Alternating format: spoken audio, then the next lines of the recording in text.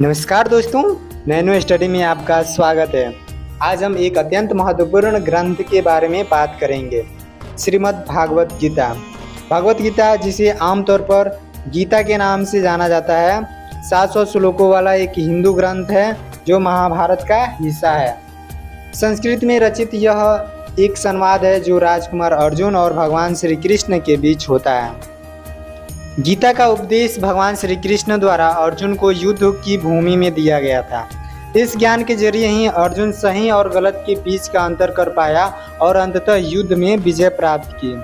गीता में जीवन के विभिन्न पहलुओं जैसे धर्म, कर्म, नीति आदि राज छिपा है। इसे नियमित पाठ से जीवन की हर समस्या को हल किया जा सकता है।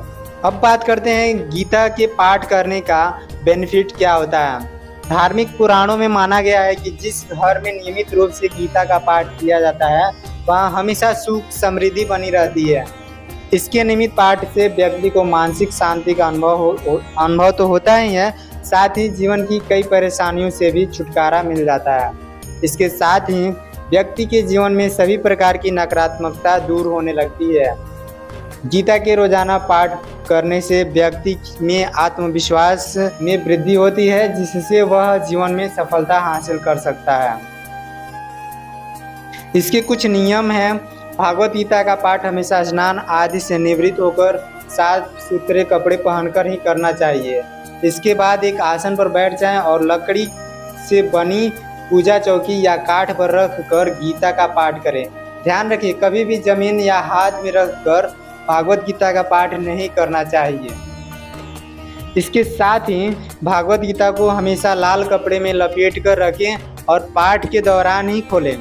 साथ ही इस बात का भी ध्यान रखें कि भागवत गीता का अध्ययन बीच में अधूरा नहीं छोड़ना चाहिए। पूरा अध्याय पढ़ने के बाद ही गीता को बंद करना चाहिए। भागवत गीता का पहला सिद्धांत है कर्म योग। गीता हमें सिखाती है कि हमें अपने कर्मों का फल नहीं सोचना चाहिए।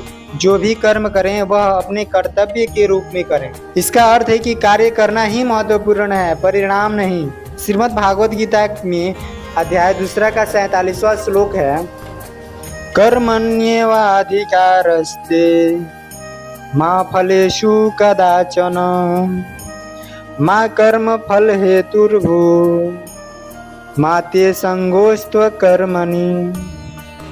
जिसका अर्थ है तुम्हें अपने निश्चित कर्मों का पालन करने का अधिकार है, लेकिन तुम अपने कर्मों का फल प्राप्त करने के अधिकारी नहीं हो। तुम स्वयं को अपने कर्मों के फलों का कारण मत मानो और न ही अकर्मा रहने में आसक्ति रखो।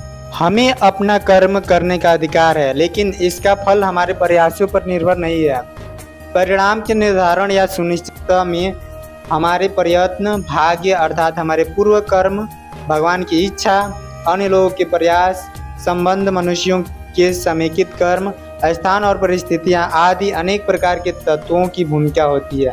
फिर भी यदि हम परिणाम के लिए चिंतित होते हैं, इसलिए श्री कृष्ण अर्जुन को फल की चिंता करने के स्थान पर केवल शुभ कर्म करने पर अपना ध्यान केंद्रित करने का उपदेश देते हैं। वास्तव में जब हम परिणाम की चिंता नहीं करते तब हम अपने प्रयासों पर पूरा ध्यान केंद्रित करने में समर्थ हो पाते हैं, जिसके परिणाम पहले से अधिक उत्तम होते हैं। इसके लिए हास्यास्पद संक्षिप्त शब्द उक्ति नॉन अटैच्ड टू आउटकम, जिसका अर्थ है परिणाम के प्रति आसक्ति का न होना। इसे प्रतिदिन की साधारण गतिविधि के समान समझना चाहिए, जैसे कि गोल्फ खेलना।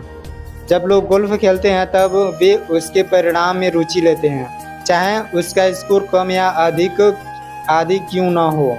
गीता को मैंने अब तक जितना समझा है उतना बता रहा हूँ। बाकी गीता को जितना समझा जाए उतना कम है। उसका ज्ञान अनंत है। ज्ञान योग लाभ हानि, जय पराजय, सुख दुख आदि में समान दृष्टि रखना ज्ञान योग कहलाता है। इसमें मन को इस प्रकार ढाला जाता है कि किसी भी अवस्था में मन विचलित न हो और हर अवस्था को एक समान मानकर मनुष्य जीवन मुक्त अवस्था का अनुभव करता है। इसके बाद आता है निष्काम कर्म योग। इसमें मनुष्य कर्म फल और आसक्ति यानी लगाव का त्याग कर जीवन मुक्त अवस्था का अनुभव करता है। उसके बाद आता है राजयोग।